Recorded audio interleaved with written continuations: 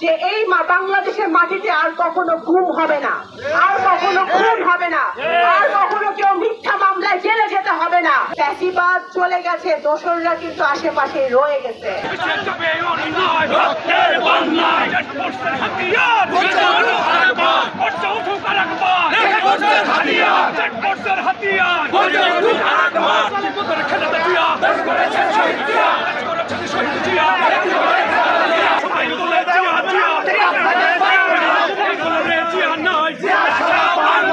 আপনাদের জানতে হবে যে তারেক রহমান যে 31 দফা দিয়েছে, সে 31 দফার মধ্যে কি আছে।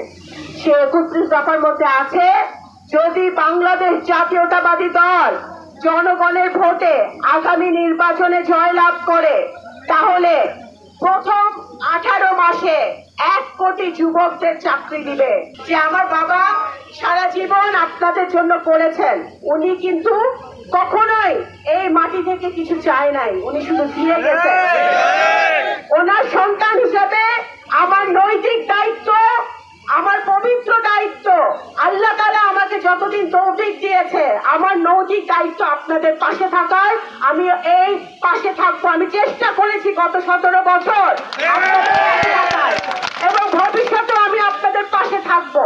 আমরা আজকের দিনে সংকল্প প্রতিজ্ঞা করতে চাই যে এই বাংলাদেশের মাটিতে আর কখনো গুম হবে না, আর কখনো খুন হবে না, আর কখনো কেউ মিথ্যা মামলায় জেলে যেতে হবে না, আর কখনো নারী ধর্ষিত হবে না।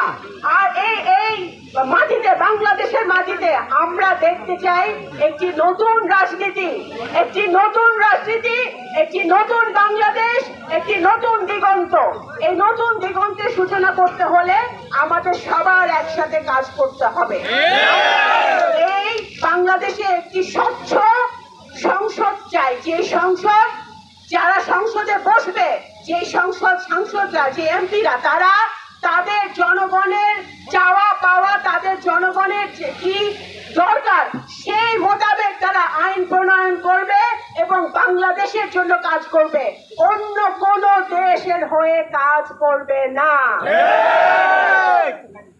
ষড়যন্ত্র চলছে ভাইরা, ষড়যন্ত্র চলমান আছে, ষড়যন্ত্র চলমান আছে যাতে বাংলাদেশে সুন্দর একটা নির্বাচন না হয়। ষড়যন্ত্র চলমান আছে বাংলাদেশকে অস্থিতিশীল করার জন্য।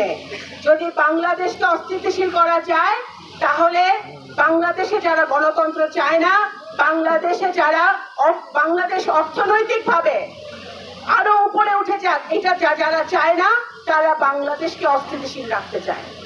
সেই ষড়যন্ত্র থেকে আমাদের সাবধান থাকতে হবে। আমি সবসময় আপনাদেরকে বলি যে ফ্যাসিবাদ চলে গেছে, দোসররা কিন্তু আশেপাশে রয়ে গেছে। সেখান থেকে সাবধান থাকবেন, আপনারা ঐক্যবদ্ধ থাকবেন। এবং সালতা উপজেলায় আমার বাবা যখন ছিলেন, উনি এমপি থাকেন বা না থাকেন, মন্ত্রী থাকেন বা না থাকেন, উনি কিন্তু মানুষের জন্য যখন করেছেন, উনি দেখেন নাই যে সে কোন দল করে, কোন ধর্মের, কোন জাতের, সেটা কিন্তু উনি কখনো দেখে নাই।